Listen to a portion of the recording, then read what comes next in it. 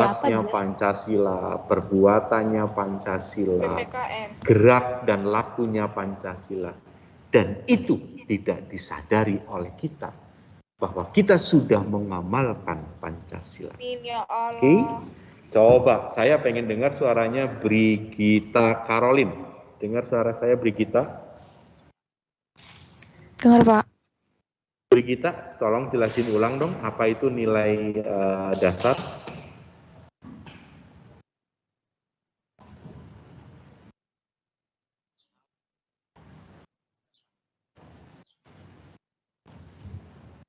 Brigita. Nilai dasar, Pak. Iya, nilai dasar itu apa, Brigita? Intisari dari masing-masing sila dalam Pancasila, Pak. Intisari dari masing-masing sila dalam Pancasila. Apa contohnya?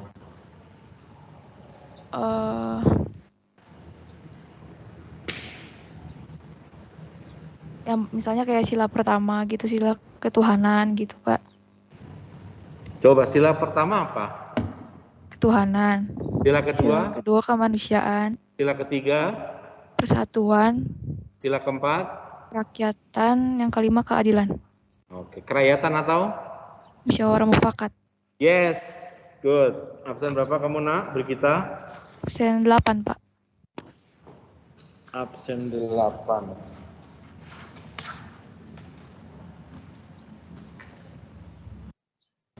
Absen 8 Brigita. Oke. Coba saya pengen dengar suaranya Farel Immanuel. Mana Farel Immanuel Pasaribu? Ya, Pak. Nilai instrumental apa, Bro? Nilai instrumental itu semua aturan atau undang-undang atau hukum yang berlaku. Jadi semua organisasi atau kegiatan apapun itu harus berlandaskan kepada Pancasila gitu, Pak. Yes, good. Absen berapa? Dan 20, Pak. Absen 20. Good. Oh. Terakhir deh, Levina. Nilai praktis itu apa? Nilai praktis apa? Levina. Where are you, Lev? Dengar suara Bapak, Lev? Dengar, Pak. Nilai praktis apa?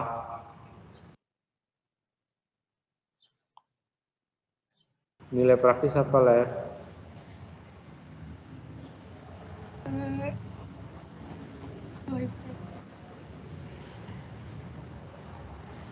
Opo catatanmu opo?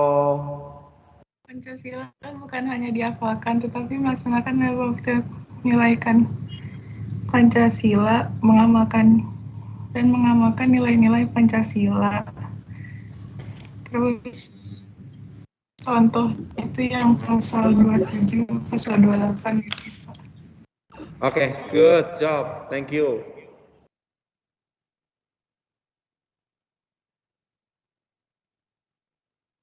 Ya, terima kasih. Itu nilai dasar, nilai-nilai praktis, kemudian nilai instrumental adalah nilai-nilai yang terkandung di dalam Pancasila. Nah, ini anakku sekalian, kalau Bapak ngomongin tentang hak asasi manusia berdasarkan sila 1, 2, 3, dan 4, 5, itu sudah menjadi bagian dari tugas ketika kalian membuat tugas PPT. Di situ saya menjelaskan atau membuat perintah bahwa tuliskan perbuatan-perbuatan apa yang sesuai dengan Pancasila dan perbuatan-perbuatan yang tidak sesuai dengan Pancasila. Kalian sudah menjelaskan itu dengan sangat baik. Saya tidak membahas tentang ini. Ya. Saya tidak akan membahas tentang ini.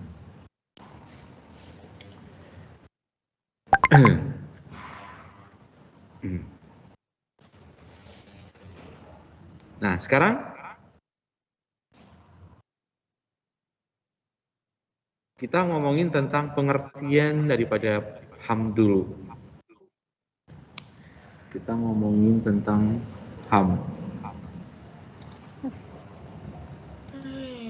Ya, oke. Kelihatan, Levina? Ringkasannya Bapak kelihatan nggak? Pengen tidur ya. Kelihatan. Oke, sip. Kemarin saya menjelaskan tentang apa itu hak asasi manusia, hak dasar yang dimiliki oleh setiap manusia. Hak dasar yang diberikan, hak dasar yang dimiliki oleh setiap manusia. Ingat kata-katanya setiap manusia. Setiap manusia punya hak asasi manusia. Sejak kapan? Ya sejak di dalam kandungan, usia 4 bulan kalian ada di perut, ya, itu sudah dihembuskan nyawa oleh Tuhan. Berarti apa? Ada satu nyawa yang tidak boleh kalian lenyapkan. Kalau kalian aborsi, atau siapapun yang mengaborsi usia kandungan 4 bulan, berarti apa? Menghilangkan satu nyawa.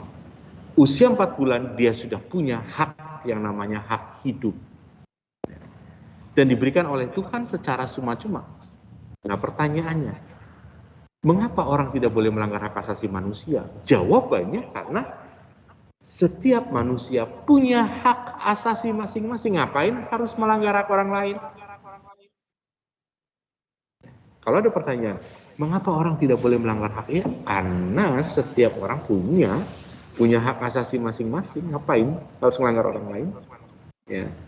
Nah, itu pun sudah diungkapkan di Undang-Undang Nomor 39 tahun 99 yang menjelaskan tentang definisi daripada hak asasi manusia. Santai sendak mah. Bapak tidak akan menjelaskan definisi menurut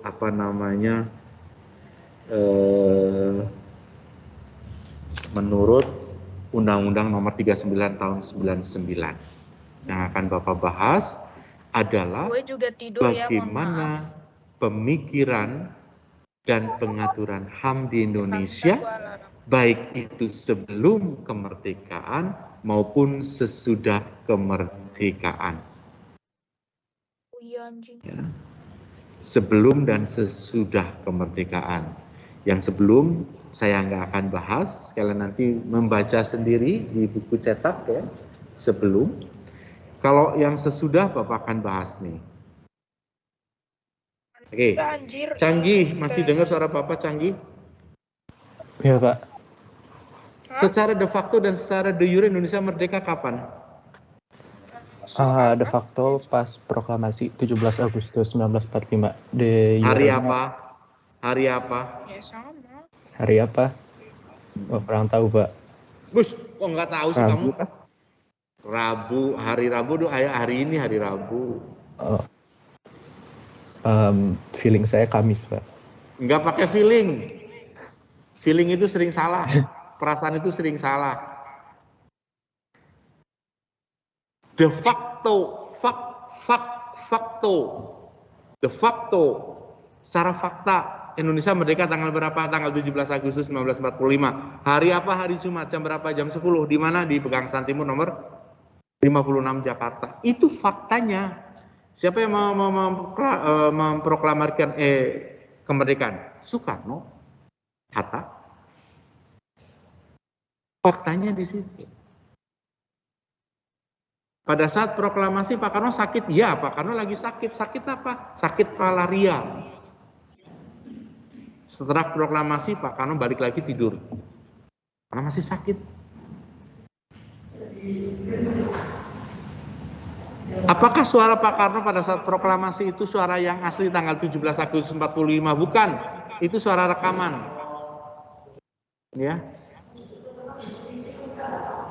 Jadi kalau ada yang nanya, suara Pak Karno, suara proklamasi yang beredar di mana-mana, proklamasi kami. Itu bukan suara Pak Karno pada saat tanggal 17 Agustus.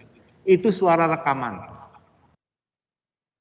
Suara aslinya Pak Karno pada saat itu gemetar karena dia lagi sakit. Ya, tidak direkam. Ya, oke, secara de facto itu. Secara de jure tanggal berapa, Canggih? 18 Agustus 1945 pas sidang PPKI. Oke, good.